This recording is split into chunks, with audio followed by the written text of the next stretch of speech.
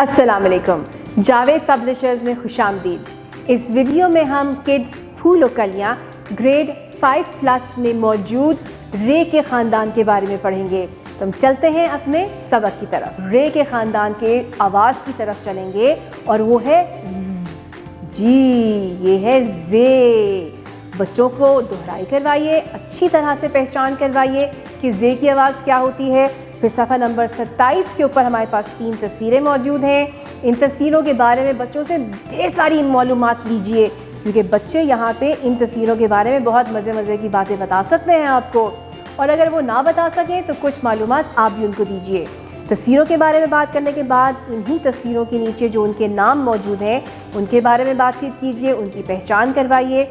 जब अल्फाज की दोहराई हो जाए तो फिर हम चलेंगे अपने अगले हिस्से की तरफ, और वो है हमारे पास ढेर सारे अल्फाज जो ज़ से शुरू होते हैं।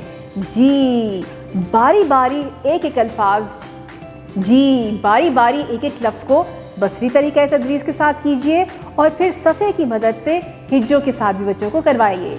जब ये सारे के सारे अल्फाज बेहतरीन तलफ़्फ़ुज़ के साथ बच्चे दोहरा लें और उनको पहचान हो जाए, तो फिर हम सफ़ा नंबर 27 के आखिरी हिस्से की तरफ चलेंगे, और वो है हमारे पास जुमले।